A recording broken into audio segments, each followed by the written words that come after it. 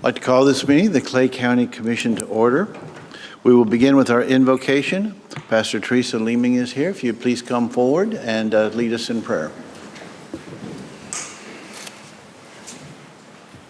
Thank you. Heavenly Father, we just come before you now and we thank you for this meeting and all present. We thank you for our freedoms in this country. And right now we just pray the message that's on the wall outside these doors, that this county is as strong as the integrity of its citizens.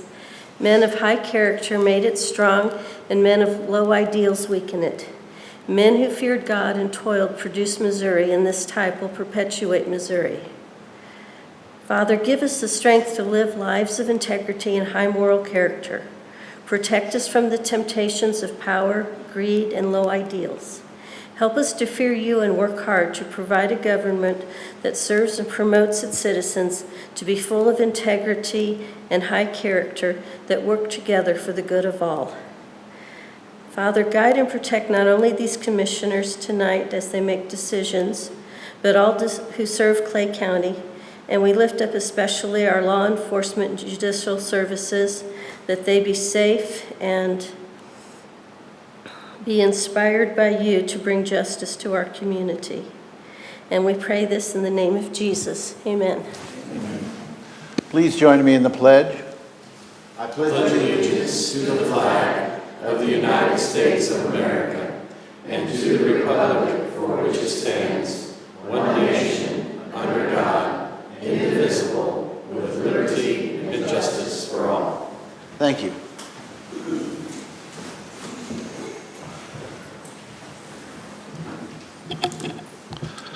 Please call the roll.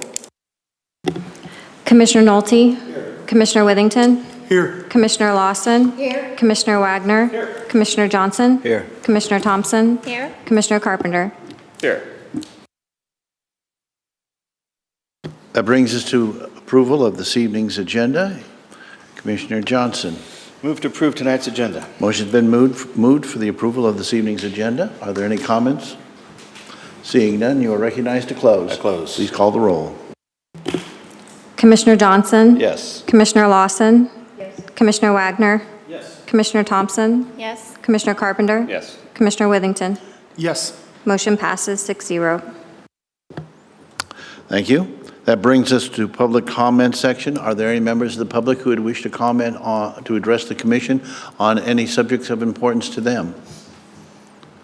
Please come forward. By the way, as you come forward, make your way forward, and as you do, I'll give you some just brief instructions. Go ahead and line up so I can make sure I'm paying attention to make sure everybody gets to speak. When you come up, push the button so that the green collar around the microphone is on. State your name, and then please speak into the microphone and let us hear your comments. So with that, please proceed.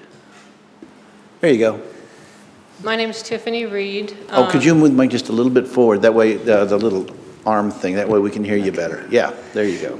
My name is Tiffany Reed, and I live in Paradise, Missouri, right near the entrance to Sailboat Cove. Several of our neighborhood are here as well, with concerns of issues we've seen in particular in Sailboat Cove of recent, but also over the last few years. Since COVID, basically, there's been a dramatic increase in traffic to the lake and the different places for recreation, which is understandable. It's a beautiful place. But also, we're aware that there was a shift in the former park rangers who patrolled that area and would lock the park gates in the evening, were transferred, I guess, to the Clay County Sheriff's Department. And so they no longer patrolled the lake area, or I should say, they don't, the gates aren't locked at night for some time now. And so that's just an invitation for people to come up and hang out after hours at the park.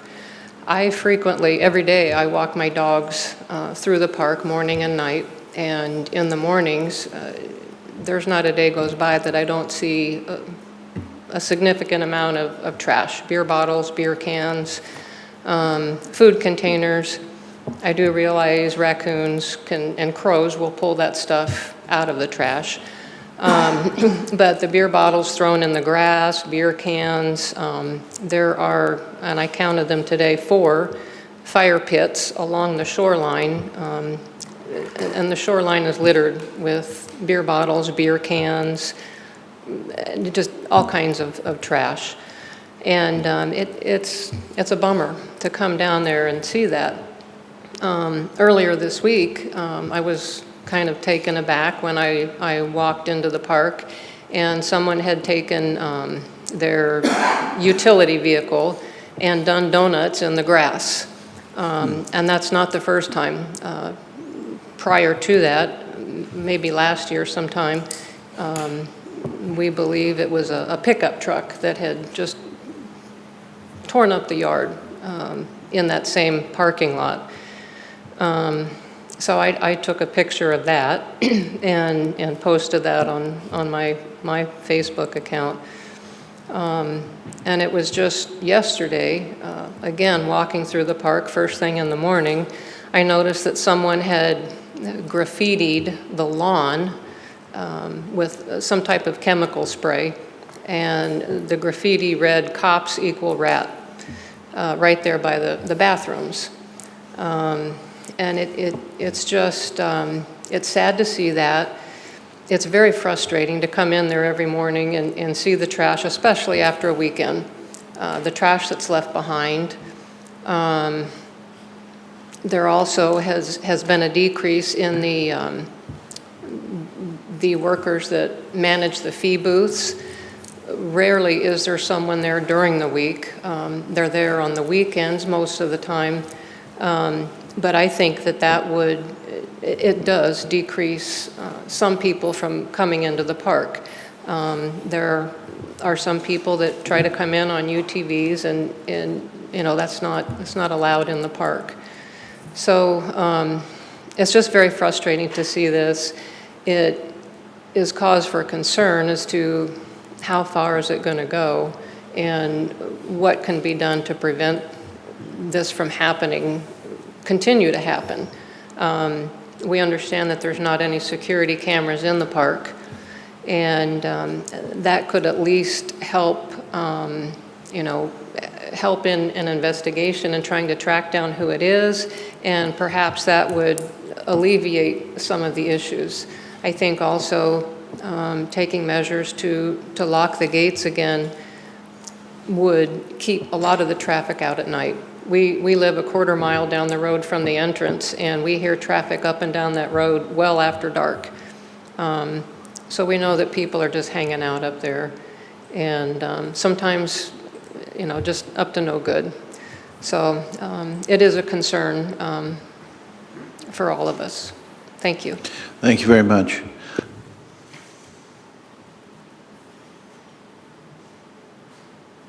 Is it all right to use an electronic device? I have it all up on here. Of course, Very yes. good. My name is Robert Reed. I'm Tiffany's husband. I reside at 4817 Paradise Road. Again, right next to the openings to the park. On Monday of this week, after Tiffany told me that she saw the trenching done, I called over to the parks office, and specifically to focus on why aren't we locking the gates anymore? Because, and I can be more specific, I'm up later, 11, 12, 1, 2, 3 o'clock in the morning. And I've called the police on several occasions, called the sheriff. Hey, there's somebody down there in the gravel doing donuts, throwing stones up against the sailboats. No one responds. We do not have the level that we had when we had rangers. And those are all money and political issues. Doesn't matter to us. What we need is more attention. And in fact, I did contact, after I contacted the parks, I contacted the sheriff's department. And they asked me to fill out a report. I said, I don't want to fill out a report. I want to have a conversation about what's going on. They gave me 3 names, 2 commanders and a sergeant. I called the sergeant's phone. I never got a call back. I didn't proceed up the chain because there was already in motion, with Tiffany's contact with someone at one of the commissioners, there was already in motion some attention to the issue, and so I stopped. And I didn't contact the lieutenant or the other commander. So we're concerned that we're not getting the kind of attention that the area needs. There are the issues with the individuals coming in at 2 o'clock, 3 o'clock in the morning and tearing up the property. And I'll be honest with you, some of it's local. There are UTVs that run around Paradise, I mean, at all hours of the night. That is concerning. But specifically, I did talk to the highway department a little bit ago, about a month and a half, maybe 2 months ago, and asked them to lower the speed limit. They got right on it. Our speed limit went from 35 to 25 posted, which did make a change in the traffic going 50, 60 miles an hour. I also asked for a speed bump, and they said, let's see how the speed is reduced based on the change. Well, you know how it is. The reality is that some of us are going to pay attention to speed limits and some of us aren't, and that's just the way it is. And that's why I suggested perhaps a rubber speed bump like the one that goes on the side street down to the college, temporary, and a sign to slow individuals down. The concern I have, not only with what my wife posed and the other neighbors posed, because they see it all the time, is that there's a safety issue. This road in Paradise, from Captain's Corner down to Sailboat Cove, is 22 foot 6 inches wide. That's barely wide enough for 2 cars. They haven't striped it yet, and so they said they will stripe it. The highway department told me they will stripe it at the end of the year as a part of a contract. In the meantime, people drive down the middle of the road. Well, if you've ever come to Paradise and if you've been into Sailboat Cove, people park there, and because there's an ice cream shop and there's food, they walk down the road, 3 abreast. That's half the road. Sailboat Cove Road, Paradise Road, has a 45-degree angle on it. I've almost seen people get killed when someone's speeding down the road and they come around the corner and there's 3 people standing there, or bicyclists. There's no provision currently to have a pedestrian sidewalk. Paradise doesn't have sidewalks. There's no protected areas for people to walk, and it is a walking area. Each one of these people that are standing behind me, they go for walks in the morning. My wife walks her dog, or our dog, our dogs, and others walk their dogs, and they bicycle. It is, believe it or not, it's more of a pedestrian and bicycle road. It's the connection to W Highway to the trail system, which is a wonderful thing. We really appreciate it, and we're not saying things are completely out of control, but I see that happening. I see the speed. I see the number of people that have begun to flock to Sailboat Cove because of the Captain's Corner and because of the ice cream shop and just the general attraction. We have a sunset crowd that comes in anywhere between 45 minutes to 45 after sunset. They all come in and then they all leave. My concern is that someone's going to get killed on the highway. We've had a neighbor's dog got killed where someone came around the corner at the 45 and whacked the dog. About 6 months ago, in the beginning, or more like 3 months ago, the beginning of the summer, the UTV was driving around without its lights on and went right down the road, and a Corvette came the other way and barely missed each other. So I don't know how we get there from here with a road that's so small, but there is right-of-way to possibly consider something down the road of a bike path or a pedestrian path. So I'm looking through some notes here.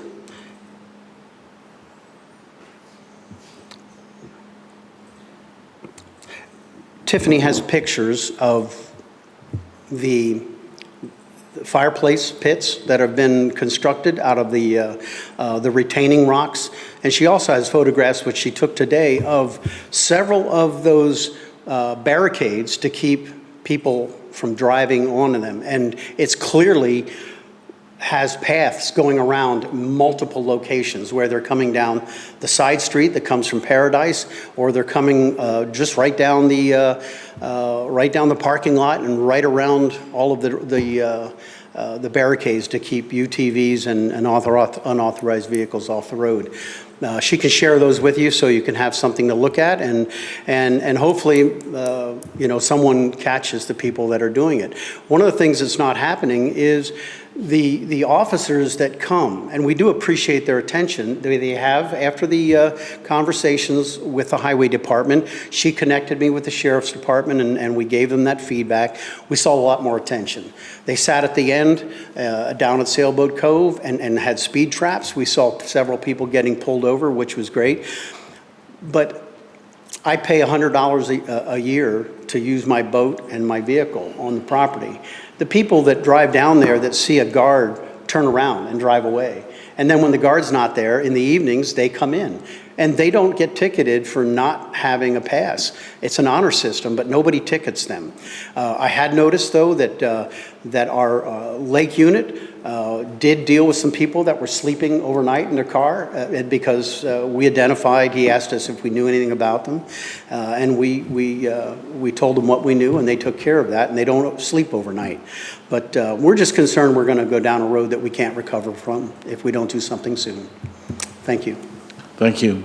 Is there anyone else from the public wishing to comment? Please come forward. Thank you for hearing us today. I'm Michelle Elder. I live on Fairview Avenue, which connects to Lake Street, which connects to Paradise Road. My biggest concern is the lack of safety that I personally feel anymore. I was born in Smithville, grew up there, couldn't wait to move to Paradise. I've been there 7 years and I absolutely hate it. I hate the people that have moved in next to me. They have made it miserable. Most of the things that you have heard are coming from that direction, and I have proof. I have spoke to the sheriff many times. This UTV comes and goes all day long. I've been told that there's nothing that can be done about it because he has a triangle on the back and a piece of grass in the back. So that means in county that he can drive it freely on any road he wants because it's farm use. They're not farming other than farming the parking lot to the Sailboat Cove, the lots. They're driving the trails all hours of the day. The cars speeding up and down Sailboat Road, paying no attention to the speed limit is horrible. I walk at least once a day, if not twice. It's embarrassing. The trails, I used to love to come up and walk the trails, walk my dogs. I can't walk my dogs anymore because people don't use leashes. You come around a blind trail, I have my dog on a leash, their dog's not on a leash. I don't know if it's friendly or not. My dog doesn't know. My dog's got attacked 3 times. So it's getting out of hand. And it's irritating. When you walk, you can walk on the road and count the cars who don't even stop at the stop sign. And 5, 6, 7 cars go by. Nobody stops. Nobody's paying to go in. And people have figured out this is the free hole to get in. And so they come, they stay. If the gate's not closed, it's party all weekend. I mean, we could hear it at the house very clearly. And it's just not safe anymore. So if we could bring attention to bringing back somebody at the gate during the day, the week, closing the gate, that would help. Thank you. Thank you. Anyone else wish to speak on that subject or any other subject? Yes, sir. I'm Clyde Holdsworth. I lived in Paradise a long time, had the general store up there, I'm sure. My neighbors here, I'm here to help support them because they're catching more trouble than I am. I'm kind of on the east end of town, and we have more traffic up there that gets looked at. But, you know, I opened a store up there 40-some years ago, and I was in business for almost 33 years. And we had good crowds, and we had wild crowds, and we had bad crowds. But we always had a presence up there of police, And we weren't over-policed by any manner of means, but we had a presence there that kept everybody at bay, and we don't have that anymore. And that's a community, that's a community of citizens. That's not a playpen for amusement. The amusement's up there, but that's not, the 90-some people that live there, that's their home. That's my home. And I think they deserve a little more presence of police activity. I mean, we don't have to get crazy. If we had officers up there on a regular basis where people knew they might be there, people would get the drift. And it just kind of gets out of hand when you don't have anybody there at all. And I think locking up the parks, I thought that was part of the parks thing that they wanted to do. Why does anybody have any business in that park at 2 or 3 o'clock in the morning? I mean, I fail to see why they're there. And they used to lock the gates down there. Lock them, you know. I mean, well, what's the problem with that? But I'd like to see some more police presence in that community. Those are citizens, they're taxpayers, and they deserve a little more action on their safety. And we have children walking all over that town, and people racing through it. We have ladies walking, dog walking, people walking, and the ice cream crowd. they're a real bay. So we had a bigger crowd when I was in business there, and we didn't have the trouble we're having now because we had a president, we had a detective drive through town on occasion, and if he drove through town and saw something, he would stop and do something. That's someone. I'm not going to pick on the deputies, but if they see something, they're the authority. They need to say something. So that's all I have. Thank you. Thank you. We do have a discussion item, a Parks update. Commissioner Withington, I see you're seeking recognition. Are you seeking clarification from one of the citizens or engage in the discussion? I just had a comment about this discussion. I think that, yeah, go ahead. Hold on, let me put your mic on. Go ahead, please. Yeah, I just want to say thanks to our Parks Director, John Davis. When Tiffany and Bobby had reached out to me yesterday, I contacted John about this, and he was very responsive, and he's already taken care of the Roundup issue, right? Where they had put about that message about the police in there. So that's already been resolved. So I just want to say thanks to John, and maybe we can set up a time to meet with the people at Sailboat Cove and work through this issue together. Okay. Any other citizens wishing to comment?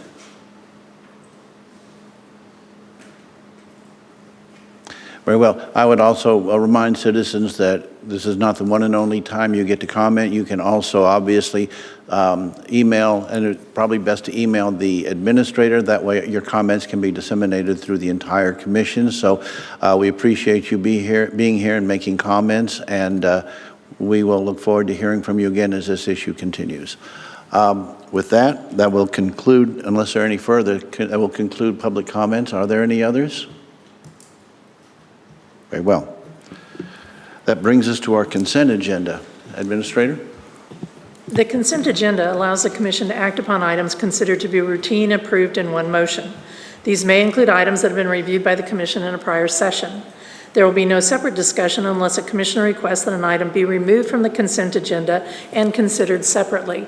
There are 4 items on the consent agenda this evening. The first item is consideration of approving the minutes from the July 11th Commission meeting minutes. Resolution 2024-215 is approving invoice payments for Clay County from the period of July 13th through July 19th. There are a total of 340 invoices for a total of $1,525,797.70. Resolution 2024-217 is approving the sale or disposal of the surplus auction items as stipulated by Article 7 of Chapter 37 of the Code of Ordinances, and Resolution 2024-218, which is the transfer within a fund in the amount of $15,000 in the Planning and Zoning Department. Is there a motion, Commissioner Johnson? Before I make a motion, I have just one question, just for clarification. I don't want to pull it or anything. But on 2024-218, that $15,000, that's an additional $15,000 we had to pay because someone was on parental leave? Paternity leave, that is correct. Again, realizing that our planning and zoning department is a very small department, and this is our peak time of doing building inspections, and so we did have to hire contractual staff so that we can meet our commitment to our builders doing building inspections. So it is money within the department, they're just moving it to the contractual line item. How long do we have to hire them for? You know, I can give you more information on that, but quite a few weeks. Okay. And this will be, okay, that answers my question. I move to approve tonight's consent agenda. Motion's been made for the approval of this evening's consent agenda. Are there any comments? Seeing none, you are recognized to close. I close. Please call the roll. Yes. Yes. Aye. Yes. Commissioner Yes. Yes. That brings us to our regular agenda. We have one item on this evening's regular agenda. That's 2024-216. Administrator? Resolution 2024-216 is approving invoice payments for the Clay County Prosecutor's Office from July 13th through July 19th. There are 9 invoices totaling $2,611.19. Is there a motion? Commissioner Johnson. Oops, I'm sorry. Let me get back onto that. There you go. Move to approve 2024-216. Motion has been made for the approval of 2024-216. Is there any further discussion? Seeing none, you are recognized to close. I close. Please call the roll. Commissioner Johnson? Yes. Commissioner Lawson? Yes. Commissioner Wagner? Aye. Commissioner Thompson? I recuse myself. Commissioner Carpenter? Yes. Commissioner Withington? Yes. Motion passes 5 in favor, 1 recusal. Next on our agenda are discussion items. There are 3 discussion items. The first one being Chapter 90 Parks update. Please, Administrator. Just for introduction, as the commission knows, staff has been going through the Code of Ordinances for the county, looking at our chapters at a time, one at a time, bringing them up to, are they in alignment with the Constitution? Does it meet today's best practices? Is it actually what we do? And so we're trying to do some housekeeping items. And so tonight, what we have before you is Chapter 90, which has to do with our parks regulations. And with that, I would turn it over to Interim Director Davis, who will walk through a presentation on those items that are being recommended to be changed, added, or deleted, and talk about why. Please proceed. John Davis, Interim Park Director. A lot of this is tidying up. Most of these haven't been updated in several years, for many, many years. And then there's some additions that we'll discuss, and some of those additions and corrections will help, hopefully, the Sheriff's Office with some of the discussions that took place tonight, as some of our goals. It's lengthy, so I apologize in beforehand, and there's no pictures. So I'll go through each slide, and at the end of each slide, it'd probably be easier if I just ask if you have questions at the end of each slide instead of waiting until the end so we don't lose track. What did I do? This one? Okay. Got it now. Okay. First one's section 90.02, and basically this is adding shelter 1 that's located at Sailboat Cove. It was never in the ordinance. Also updates the address of the park office and when reservations can be made, and that was during business hours. Deletes some of the reservation fees that don't coincide with the fee schedule anymore. Also addresses section B is the reservation system for Rocky Hollow ball fields. That's managed by Excelsior Springs Parks. We have an agreement with them, so it cuts that out.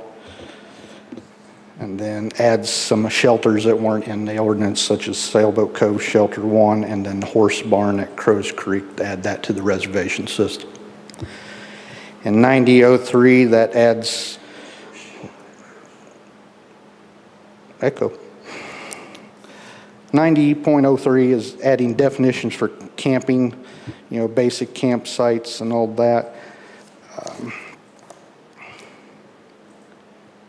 Some of the regulations, such as 24-hour period beginning before 3 o'clock, is normal things that we have.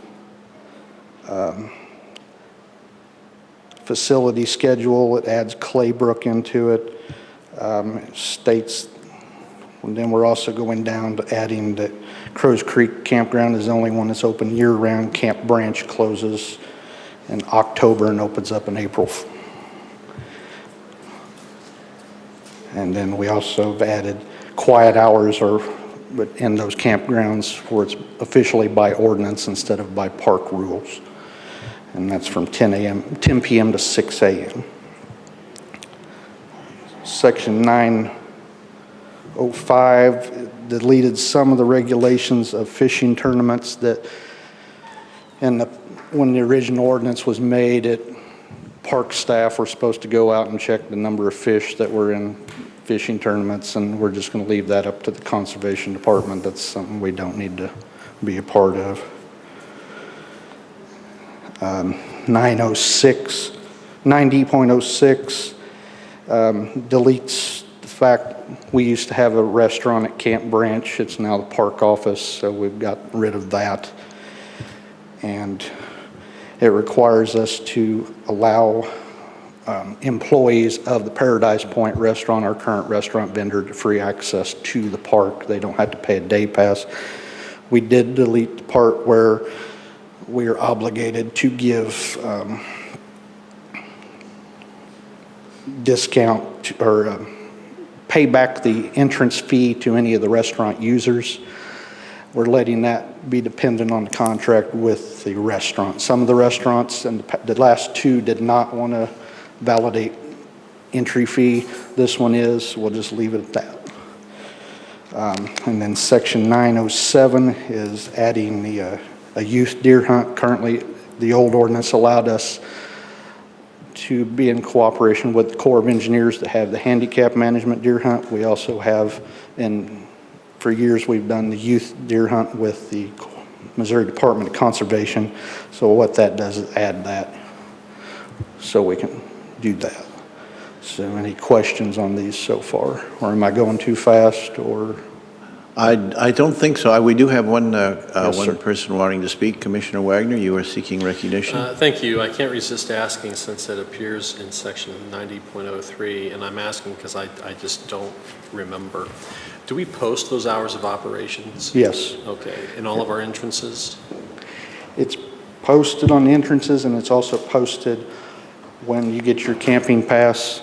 It's also posted in the rules on the back of the card that you hang up, and there's rules also attached. And does that only apply to camping, or as in the case this evening related to Paradise Point, is there hours of operation posted in that entrance as well? There are not, but I can work on that definitely and get that accomplished. Okay. Thank you. I couldn't resist the temptation to ask. Thank you. All right. Perhaps as we go forward, if all of them are formatted this way, maybe we go through a screen and then we pause to see if there are questions and just proceed that way, unless you would prefer something else. But that might be one way to go forward if all the other screens look kind of like this, so commissioners have a... And that's what I was going to do, is stop at each screen at the end of it. So. We seem to be communicating on a psychic level. All right. Please proceed. You can hear me tonight, so I'm happy. So. Okay, and then this section 90.08 updates there's procedures for cases of animal bites, and there are no more park rangers, so we have labeled throughout the ordinances to change this to Clay County Law Enforcement, and also slight change there. So number 90.12 gives the county administrator or their designee the authority to make rules and regulations for the trails. These are kind of self-enforced rules. think about if we had to close the trail for maintenance, it gives us that authority, or if the trails get so used that they're overpopulated, okay, Monday through Friday, it's for bicycle use, Tuesday through Thursday, it's for pedestrian walking, just exaggerated example, but something like that. 90.13 is an addition for swimming. It defines what a swimming area is and basically puts the rules that we've had about, the beach area, and makes it specify that, we have specified beach areas, and that's where you're supposed to swim. You can't let your dog swim, and you can't wash your clothes and all that. So it's by ordinance now instead of a rule. 9014 is other recreational activities. That's an addition. It gives us authority on some, if there's new trends that we have to look into, and if we have to go in and regulate something like that comes up new. Also metal detecting, caving, rock climbing. It puts us in, and the metal detecting is one that comes up quite often, but the Corps of Engineers does not allow metal detecting on Corps property, so we want to mirror what they say. Because they look at it as if you go out and metal detect and you find a diamond ring, that's considered lost and found property. So it's not finders keepers to them. Right. And so next is 90.14A, and that's the use of e-bikes.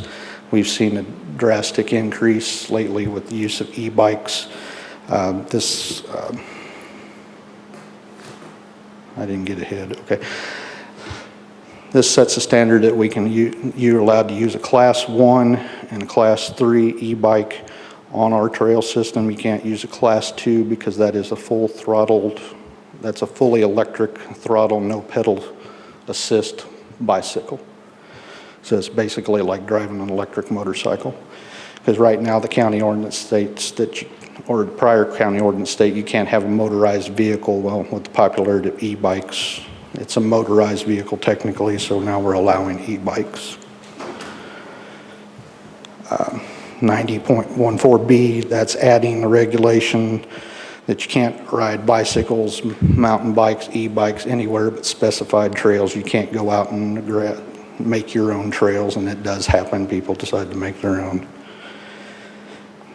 90.14C is making quiet hours in the entire park systems 10 p.m. to 6 p.m., not just the campgrounds. So that would include all day use areas, boat ramps, boat docks, all that. And 90.14D makes the regulation that you have to be at least 18 years old to reserve a campsite. So. Questions or comments? There are none. Okay. All right. Okay. 90.18 is definitions, and what we've done here, since this is the definition of a Clay County law enforcement, which is any law enforcement officer commissioned by the Clay County, Missouri, to include the sheriff's office or any other specialized commissioned officers. We felt that if taking out the park rangers and putting in county law enforcement, that way if anything ever changes, you don't have to go about and delete, sheriff's office or park ranger. Again, you just define the definition of Clay County law enforcement. 90.21 is pollution and rubbish, and that's adding the dumping of animal carcasses to it. I know that sounds weird, but I've had, in my past occupation, we've had people that would dump large fish carcasses right in front of day use areas with young children and people fishing with their families, so added that. 90.22 is regarding animals. Use of electric collars for your dog is not permitted. We get that asked quite a bit. Everybody wants to say that's, the electric collars are safe. Well, that's not, because when your battery dies, you don't have control over the dog. Also, Section G of that adds that we cleaned up that to any animal, service animals would be those defined by the American Disabilities Act, and took out any legally blind person can use a seeing eye dog, because there's other animals that are covered by the ADA. Section J of that, now we are also requiring Coggins testing for anybody bringing in equine animals, that's horses and donkeys, into the parks. Equine, or Coggins test is a test for equine anemia. It's a highly contagious disease spread through horses and insects. And we're just being consistent with what state parks, national parks, and other parks that are around us that have the same amenities that we do. And we also have trail rides that do have special events within our parks, and they do require the Coggins test. So now this gives us a little bit more teeth. If something should happen, then we have the authority to say you have to leave if you don't have the test. Okay, 90.23 is wildlife updating, and this is no person should bring any animal into a Clay County park for release, and this covers domestic and wildlife. So why do you ask? Is if you, let's say you catch a raccoon in your yard and you want to release it from your cage, but that raccoon has distemper, parvo, rabies, you're transferring that problem to another area. So you need to contact conservation or whatever regulatory agency you have, and proper disposal of the animal. The other part, H and I, that gives the director authority to authorize if I have to trap nuisance animals and such like that. That gives me the authority to allow people to do that on our behalf, such as raccoons and skunks and all that, because it becomes a problem. Okay. 90.24 is firearms and weapons. That section was removed because it doesn't comply with what the current CCW laws are anymore.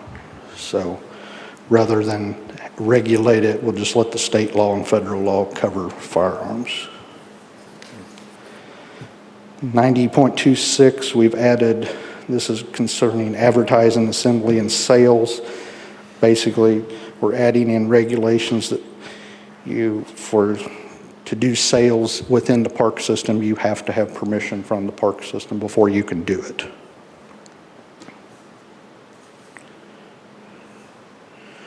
And then let's see, 90.28 basic is park closing. That gives the park director the authority to close the park if need be. As it was set that I would have to wait for you all to close the park. But if I have an emergency and I don't have time and I need to move, it gives me the authority to do it. So any questions on that, what we got so far? I think you might have covered this, but one of the issues that comes up occasionally is people will take not animals that they've trapped, like raccoons or whatever, and then release them. You obviously covered that. But domestic animals, dogs, cats, and dump them into the parks.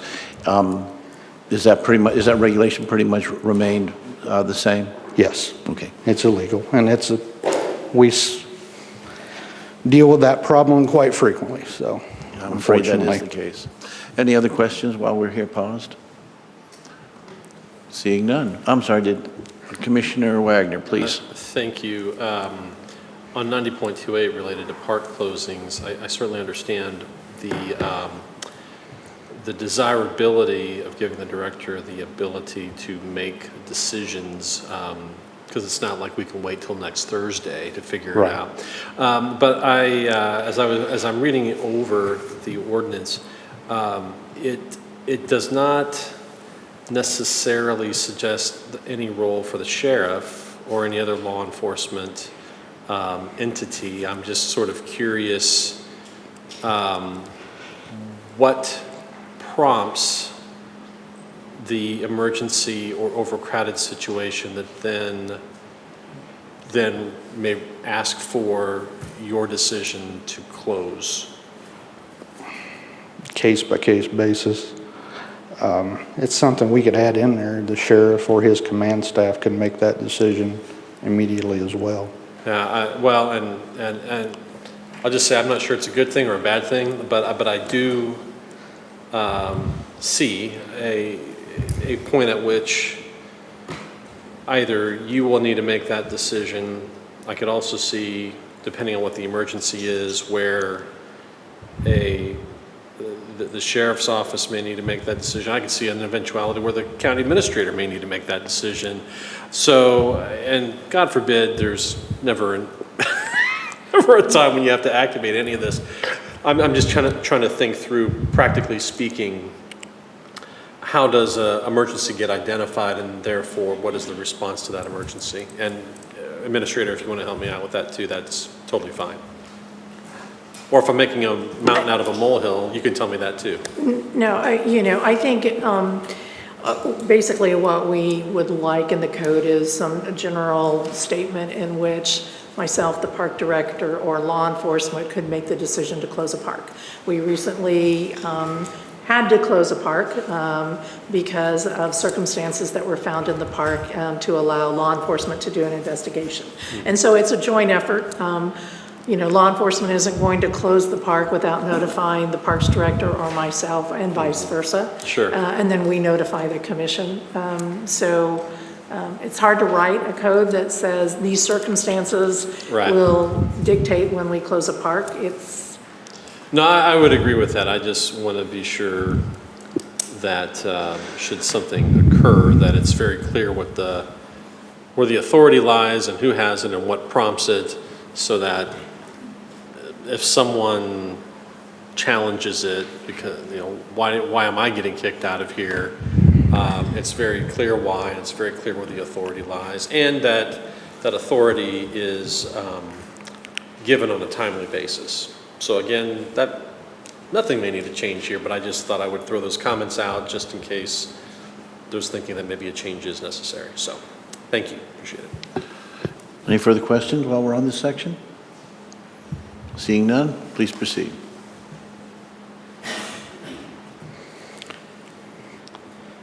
All right. Section 90.29 adds expulsion from the park. Any person in violation of any law, the director has the authority to have them removed from the park. Let's see, 90.30, any unattended property is also allowed. That way, we've had people that leave vehicles for days on end, or they work on them. It's like, you have 24 hours that you can't leave a vehicle unattended. 90.31 has several. Section F has already been passed by the commission. We're just making sure it gets added to our website, but that adds canoes and rafts and kayaks that could be launched now at Sailboat Cove. Section K, this puts us in that you can only camp for 15 days within a 30-day consecutive day period at one park. So you can only camp 15 days at Crows Creek Campground. You can only camp 15 days at Camp Branch Campground. And that's consistent with the state parks and national parks and the Corps of Engineers regulations. Section Z is no person shall practice golf or hit golf balls in any place except the golf course. We don't like picking up golf balls with lawnmowers. No person should metal detect, use a fishing magnet or mine or prospect without the authority of the parks director. And then no person shall operate an all-terrain vehicle or utility task vehicle, which is called a UTV, within the park system without the written permission of the director. The only time the director would give that permission is for ADA use. So if we have people in the campground that can't walk to the restrooms or shower house, then they have the ability for ADA purposes. Next is section 90.32, section L was eliminated because the helmet law in Missouri is there is no more motorcycle helmet law, so cleaned up our books.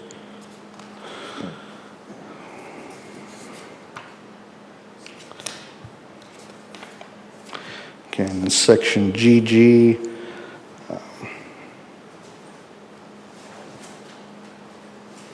motor vehicle can't be operated, is only to be operated on roadways and parkways designated by the Parks Director, and you can't drive around barricades or restrictive devices such as signs and all that. It also gives the Director the authority to use, allow certain other power mobility devices such as scooters, segways, all that for ADA purposes.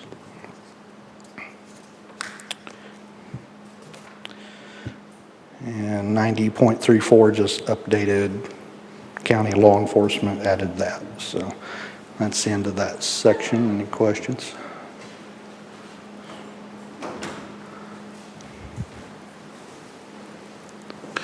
Is there any other questions? I see none. All right, going on. 90.37 is marijuana hashish ordinance, and with the current state of marijuana laws, it's been removed and let state regulations regulate it instead of county ordinance. 90.42 is collection policies for the historic sites. That added the Jesse James Bank Museum and Ferris Farm. That just basically that dictates how they can take historical donations from people.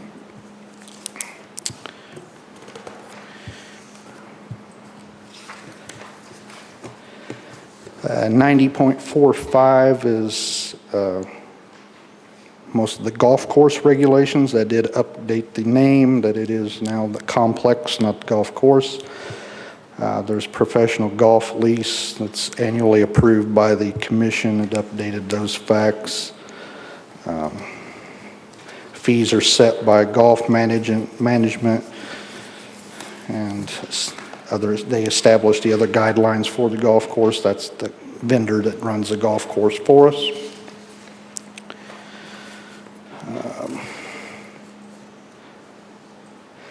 It deleted some of the closing for a couple of old tournaments that are no longer there,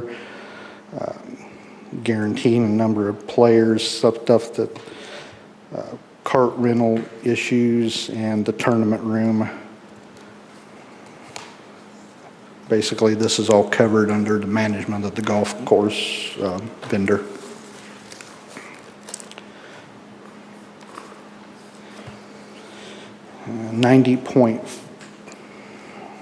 Okay, so that's, any questions on all that? Or did I go too fast? Any questions or comments on either this last page or anything that we've covered so far? I see no one chiming in, so. I know some of it's not exciting, I apologize. But you make it exciting by your presentation. I'm kidding. I try. No, but it's a good comprehensive presentation. I don't mean to be, I don't mean to make light of it, but no, it's important material to cover, and you've done a good job. Thank you. All right, I appreciate it. Section 90.50 is regarding easements. And it doesn't really affect us at Smithville Lake, but the outside parks is what it's starting to affect us. We have, the parks that we actually fully own. Ferris Farm is one where we have huge electrical lines coming in. We've already been asked about increasing their utility easement, or they want to increase their utility easement, and this is basically how we're going to do it, how requests will be handled, the type of easements, fee structure for it, and easement approval. And this is adopted this is the same regulations that Jackson County Parks uses for easements within their system. 90.51 is curfew in the parks. And if I didn't mention earlier, the Sheriff's Office has reviewed this and given their suggestions, and this is one of theirs. But to place a curfew in public place such as the streets, highways, alleyways, bike trails, and parking areas, parks, playgrounds, and make it unlawful for anybody under 17 or younger that's not accompanied by their parent or guardian or an adult to be in those areas between 11 p.m. and 5 a.m. And then penalty area 90.99 just eliminates the park ranger part and puts in law enforcement. So, any questions on that section? And that will wrap it up if you don't. Commissioner Wagner? Thank you. On that curfew in parks, I'll admit, I've been through that rodeo when I was in Kansas City, and I'm sort of, I'm wondering why the curfew only extends to those that are 16 years of age or 17 years of age or younger, and not for everyone. Because you're underage, or how do I say it correctly? You're still a ward of your parents' Sure. underage. Well, that part I get. I guess what I don't understand is, and we'll just use the example of what was said tonight. I'm going to guess that not everyone who is graffitiing grass and burning things up are 16 or 17 years old. I'm going to go out on a limb and say they're probably older. Under the logic of this, the way it's written currently, if I am 18, 19, or 20 and I'm having a good old time and I'm doing whatever, I have every right, as long as you don't catch me, to do whatever. And I find, and I go back to my earlier time, sometimes to be approached, there's got to be a reason to be approached. And if there's no reason because I'm 18 or 19 or 20 and the curfew does not apply to me, then if a sheriff's deputy asks me, what are you doing here? They're going to just say, nothing, go pound sand and leave me be. So I guess explain to me why the curfew does not extend to an age beyond 17.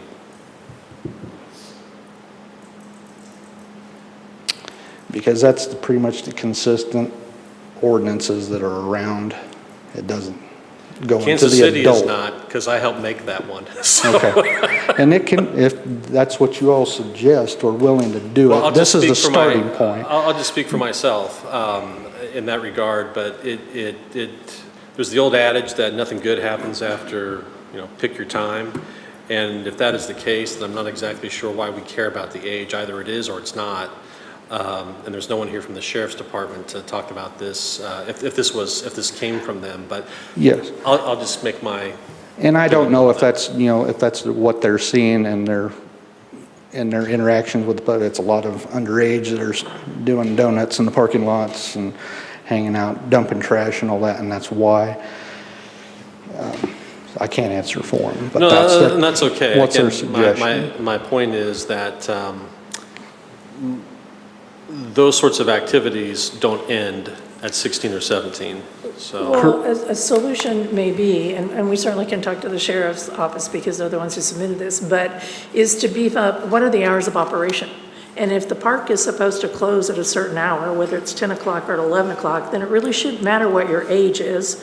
Correct. You shouldn't be in the park unless you're in the campgrounds. And so this might really just be tying to the campgrounds that, you want to have a certain age or an adult with someone who's in the camp and camping. I don't know. We can flesh that out a little bit more with the sheriff's office. And your point about the campgrounds and other assets being different is very true. I would just simply point out that those sorts of activities that we are not excited about do not restrict themselves to a certain age. And I'll just leave it at that and go from there. Thank you. Appreciate it. Commissioner Carpenter. Thank you.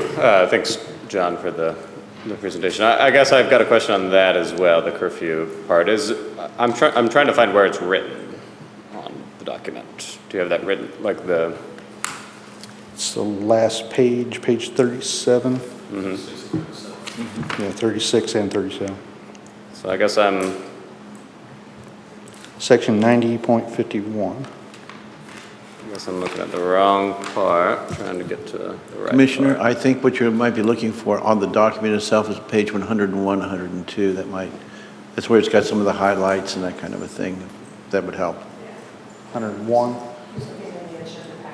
Okay, sorry. I see, I've got it now. Okay, yeah. I've got it now.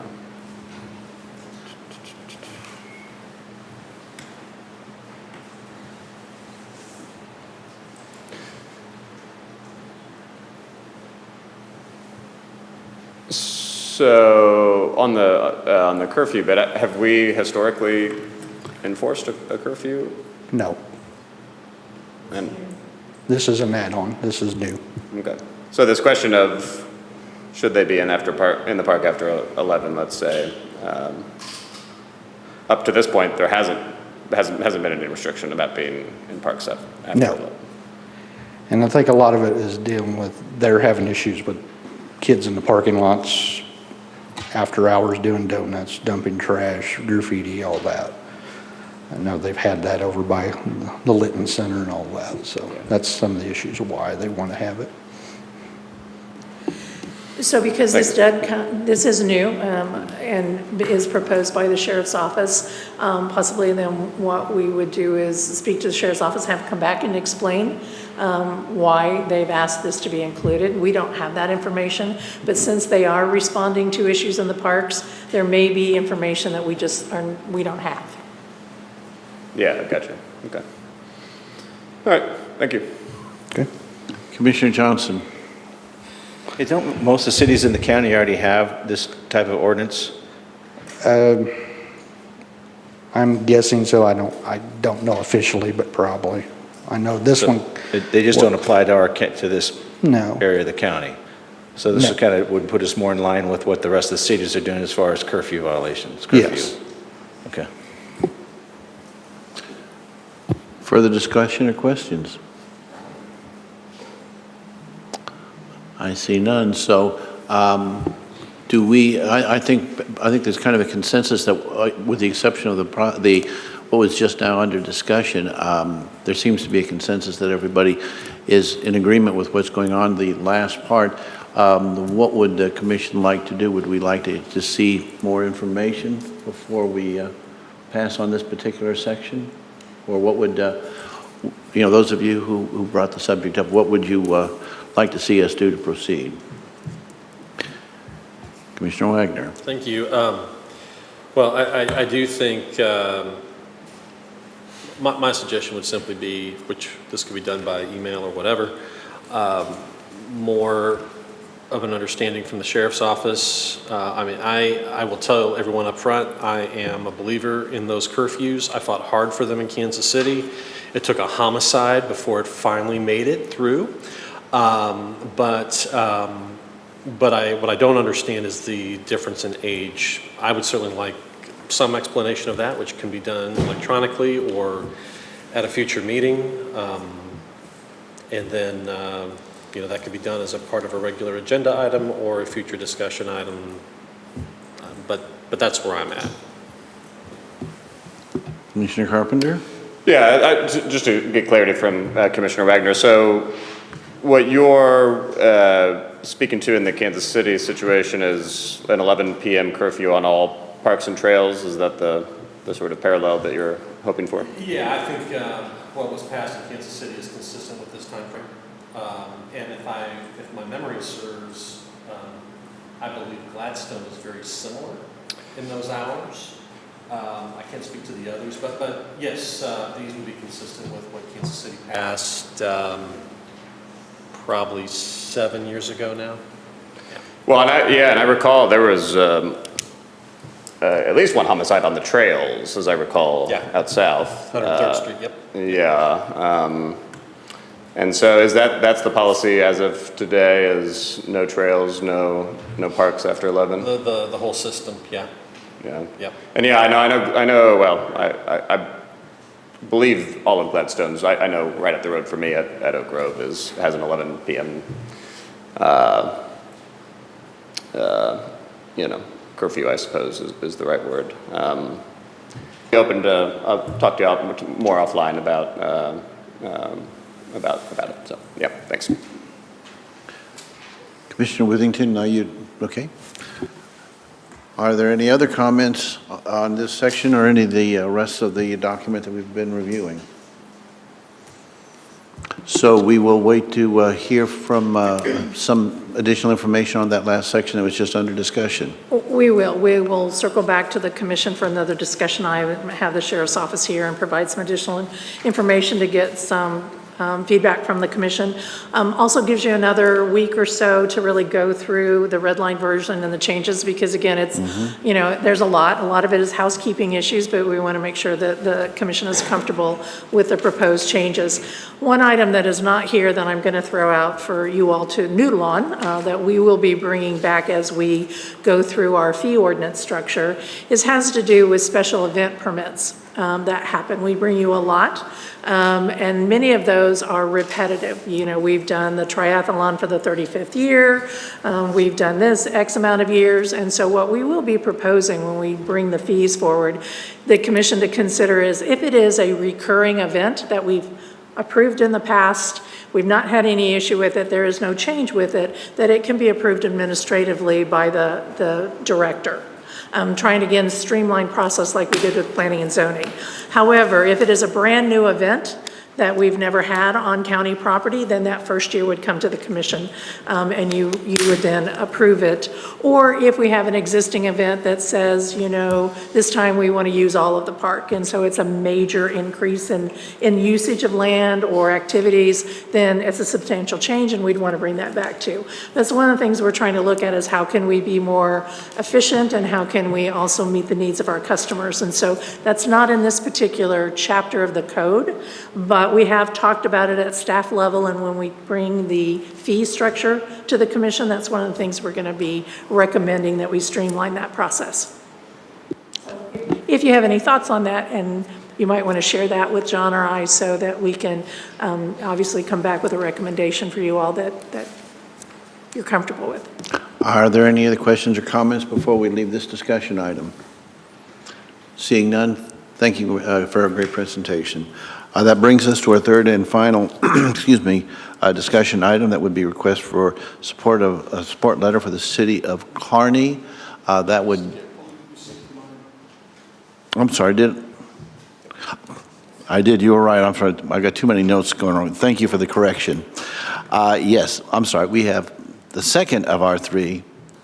Thank you for pointing that out. And that would be addition of the following question to board and commission application, and that would be Commissioner Withington's subject. So I think we'll just go ahead and go to Commissioner Withington and let him kick off the discussion and then go from there. Commissioner, you are recognized to begin. Yeah, so this should be pretty quick. Last week I made a comment about adding to our board and commission application just a quick little yes/no section that says, have you contributed to a commissioner's election campaign? This in no way would prohibit anybody from serving on a board. It's just extra transparency, and I'm just looking to add a yes/no question to the application. That's it. So, Commissioner Lawson? You know, the thing is, these people give of their time. They don't get any money. I think there's a board or two that does pay, but for the most part, it's a free thing. The only question I would have, and I always like to give our counselor an opportunity to speak, but by us putting that on that questionnaire, are we breaking any kind of a confidentiality law or anything like that? Donations are public. Yeah. Are public, so I don't think, I can't imagine how we would. Okay. Yeah. Then, no problem.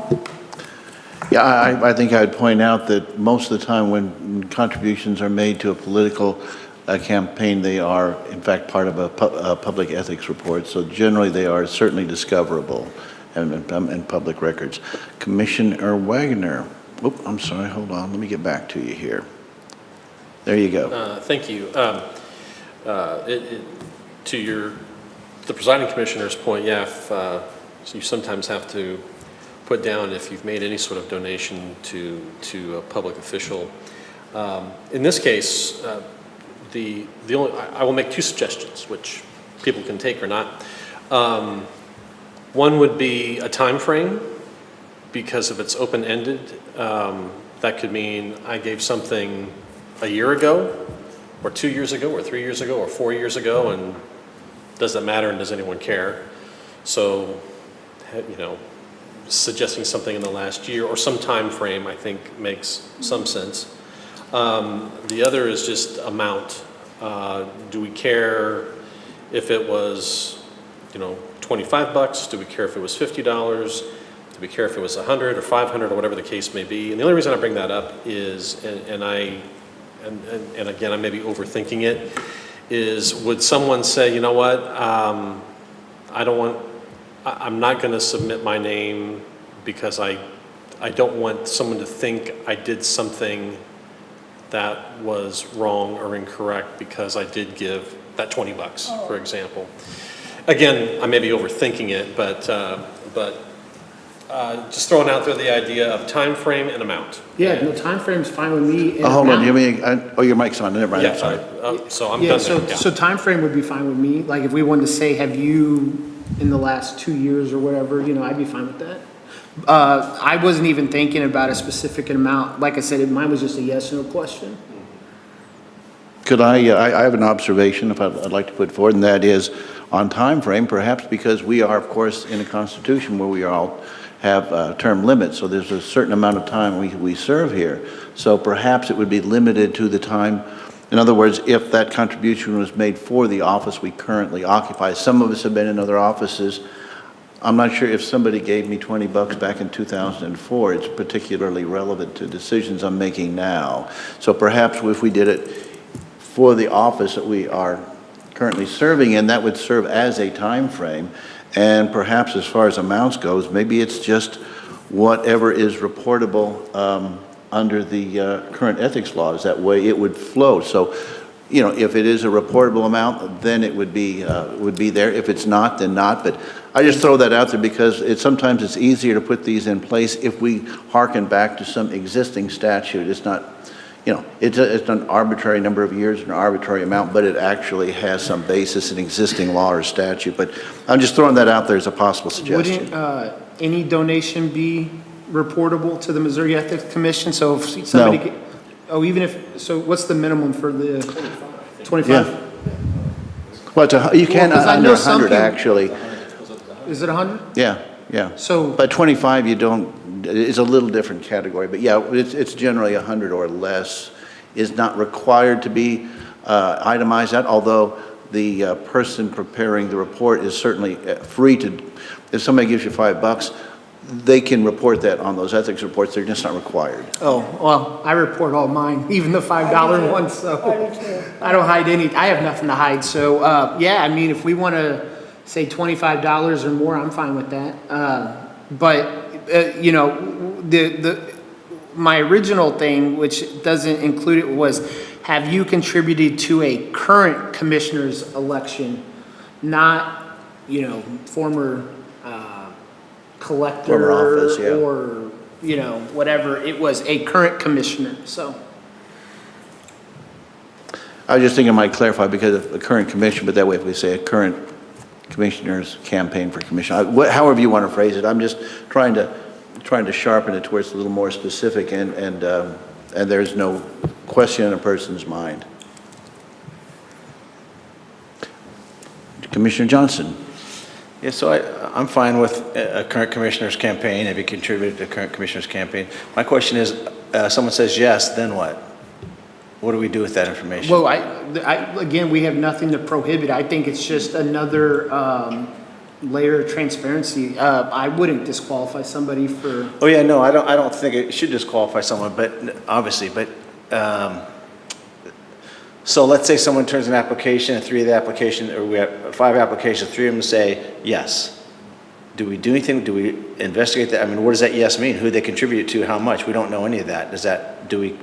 do we need that information? Is that, It doesn't matter to me who they, whatever this commission decides, like, I'm not gonna go Yeah. dig through everybody's ethics reports Yeah. for the last several years looking for who exactly they donated to. so I'm speculating that the underlying issue here is, we want to make sure, and this isn't just for this commission, this is for anybody that's elected into our positions in the future, and is, hey, are we just rewarding people to give to our campaigns? Yeah. Is really Pay what to we're- play, right? What we're So- trying, pay to play. That we're trying to avoid that and make, I guess my concern is I don't know if that makes it clear enough or not. I guess it'd mean we'd have to go back and look at someone's MEC report to see if their name's on there. I'm guessing. I mean, I'm all for the transparency. I like it. I'm just trying to take what's the next step. If someone says yes, does that help us at all? Does it mean we need to look, okay, well, who do they contribute to? I don't know. Obviously, I think what we want to see is like, is there a pattern here? Yeah. Hey, you know what? Jason Withington is nominated everybody who's given his campaign and nobody else. Certainly that'd be a red flag, but under just check the box yes, I don't know what that tells us anything more than, yeah, they contribute to somebody. Yeah. I don't know how to, Like, again, it wouldn't disqualify anybody from Right. serving on any boards or Yeah. anything, so. no, I'm fine with transparency. You don't have to worry about me nominating anybody. I don't have that power. That's all Jerry. Well, nobody gives to my campaign, so I'm not an issue. Commissioner Carpenter? Yeah, I think, of course, there's nothing wrong with donating to political campaigns or causes, and we don't want to do anything to send a message that there is. I think, frankly, the simpler we keep the box being requested, the more that we'll avoid sending that message. I think if we ask too many questions and create too many amounts of money, that kind of thing, I think that is what might start to send the message that maybe you've done something wrong by donating money. There's, of course, nothing wrong with it. I do think a time frame makes sense, personally, both for relevancy to the issue at hand, as well as the person's memory. You don't want to get somebody caught up in a situation where they either forgot that they gave a donation years ago or are panicking about, wondering whether they did years ago. So, frankly, I think 12 months is probably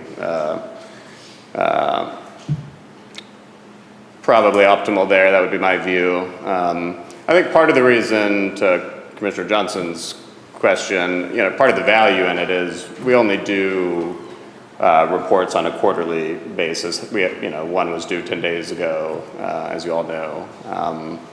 And so there could be situations in which within the quarter somebody is both donating and being appointed. And so in that type of a situation, you wouldn't have access to the fact that they had donated via any public information. It would be only revealed if they were to mark the box yes. And then I think you could at least ask questions at that point and just try to get to the bottom of it, see if it's relevant or not. So yeah, I think keeping it simple makes sense. I don't want to dissuade anybody from serving on these boards and commissions, make them feel like they're doing anything wrong. There's nothing wrong with giving. So as long as it's not worded that way and kept tight and just about disclosure and not about prohibition or casting any aspersions, I think I'm good with that.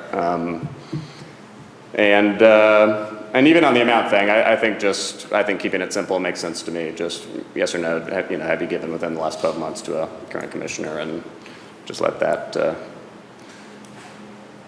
speak for itself. Yeah, I'm good with it. Thanks. Commissioner Lawson? I think we go on the old KISS principle, When we put that on the question on the form, have you contributed in the last 2 years? And let it go at that. I don't care if they gave me $1 million or they gave me 5. They contributed. If they contributed to the campaign, okay, we know that they contributed to somebody's campaign. That's it. I think that's all we need to really know. And I don't think it's going to prevent anyone from proceeding and wanting to be on the board.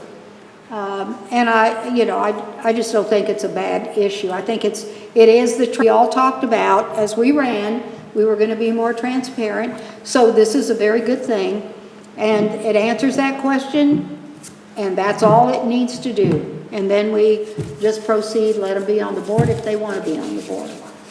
So I don't think we need to get too deep in the weeds on it. Yeah, no. Yeah. Yeah. Is there anyone else who would like to weigh in on this discussion? Okay. Seeing none, I'm not sure that you need necessarily consensus from the commission. My guess is that Commissioner Withington will request such a document being drawn up, and we will see it at some point in the future. Is that? Right, so I hear consensus, add the question. The thing, I've heard two different things, time period of 2 years, time period of 1 year. Do you have a preference? I'm fine with 1 year. 1 year, 1 year? Okay. That's fine. 1 year, okay. Yeah, we can, take us a few days, to change the application, but we can certainly add it. And we appreciate it from staff's perspective. We wanted a clarification whether there was any expectation that staff needed to do anything with the information. So we appreciate it. It'll come forward with names if they've checked the box or not, so. Okay. Now, are you, just to make sure I'm clear, you were saying that you could go ahead and just make the change, so you feel like you can go ahead and, we have consensus, so a vote is not required? I don't think. I'm fine with that, I just want to make sure I'm procedurally correct. I would say the commission probably has not approved the actual application to begin with. Oh, good point. So, this is a specific item, and I'm seeing a lot of heads nod yes. So I would see that there seems to be consensus, and if for some reason we start getting comments back in negative or saying I don't want to do that, then we'll share that with the commission, and you can always revisit it again. So if that is acceptable to the commission, then we would just proceed in that manner, and the appropriate adjustments will be made. Very well. And once again, apologies, Commissioner Withington. I didn't realize I'd skipped over. Got too many little notes going all over my agenda right now, so I'm a little just trying to keep track of things. Okay, that will conclude, unless, Commissioner, you had anything you want to conclude with the discussion. Very well. That brings us to the third and final request for us, a support letter for the city of Kearney. That is Commissioner Lawson's issue. Commissioner, if you'd like to, whoops, doggone it. I have got to get skinnier fingers. There you go. Okay. So the other day in the email, and we all, I think, got one, they came through with this letter from Kearney saying we're going somewhere else to get funds for 19th Street, which they've been talking about a long time. And they just wanted a support letter. But the way the letter was written, it said Clay County. And I thought, I didn't feel empowered to speak for everybody, because I've been one of the biggest proponents that when somebody went out on their own and did something, it was my big mouth that was yelling, we should have a consensus among the commission before we support something, anything, don't care what. So in this instance, when that came up, I thought it's a simple thing, no skin off our nose or anything like that. But I would like just a general consensus of the commission that we can go ahead and send the support letter and everybody's happy with it. And that's my only question. Commissioner Withington, you wanted to speak on the subject? I'm supportive. I called you yesterday Yeah. to apologize. So I didn't know that the agenda had been amended to include this. So when Randy called me, Randy's one of my best friends, so. Would you go ahead and identify? When Mayor Pogue Thank called you. me and to talk about this, I just changed the letter. I didn't think I should be saying Clay County. So I changed my letter to say Commissioner Withington or whatever. So I apologize for sending mine. fine. But when I saw it, that's when I sent everybody the email. So sorry about that. Commissioner Wagner. Thank you. First, don't have a problem with it, but just a couple of two general comments. I always think that in our elected capacities, we have the ability to say we are supportive of something. So I would certainly say, whether it is on your behalf or Commissioner Withington's behalf or on mine or anyone else's, always feel free to send one.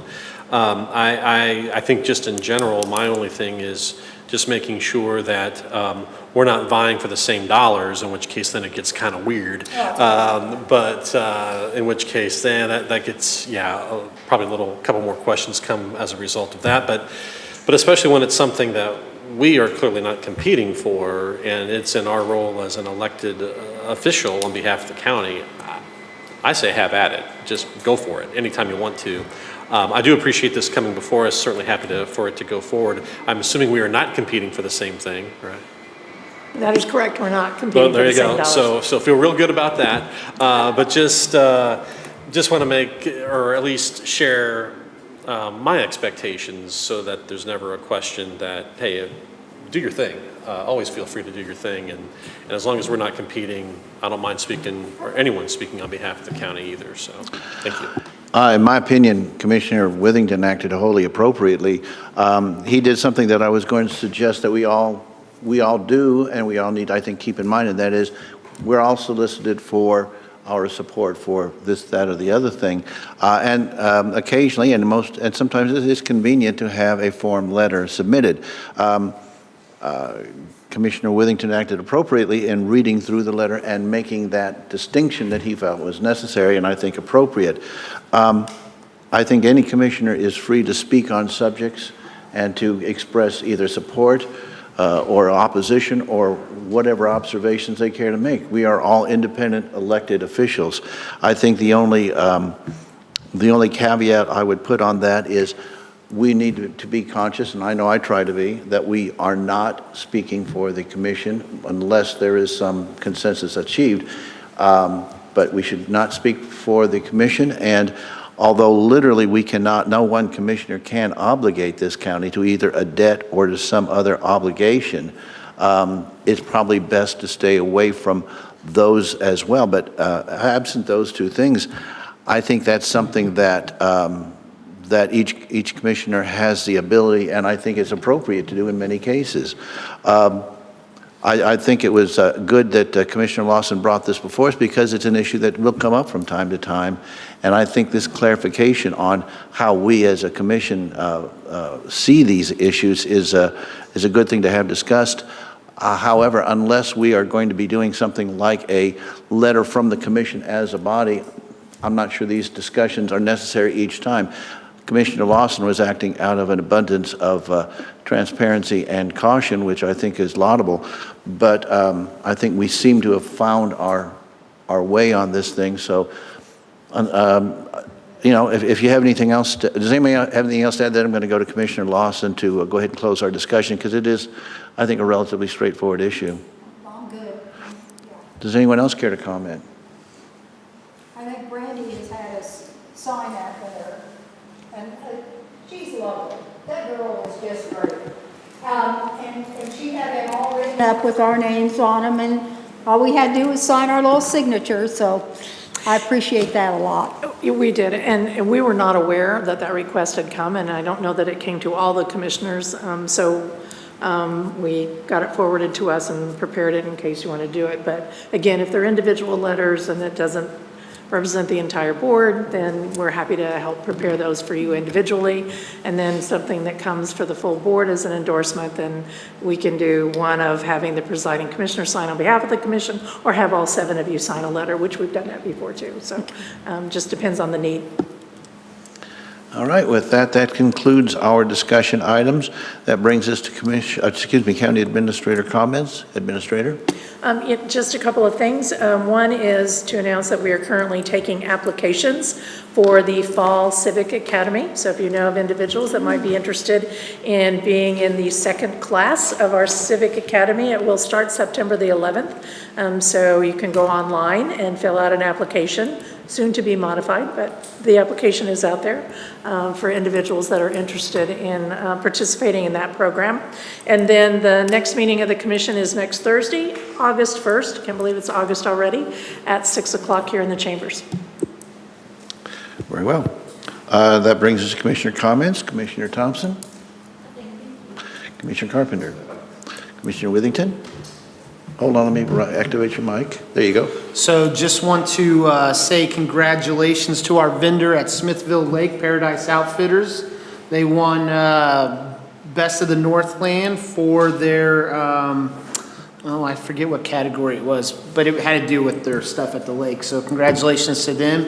And then want to say congratulations to Kearney also. I wrote a letter of support for their Parks Department last year, and they just got awarded a $500,000 grant. So they're going to be building a brand new park at 92 and Prospect or something like that. Oh, yeah. Yeah. So they hope to start construction by the end of the year. Good. Commissioner Lawson? Nothing. Commissioner Wagner?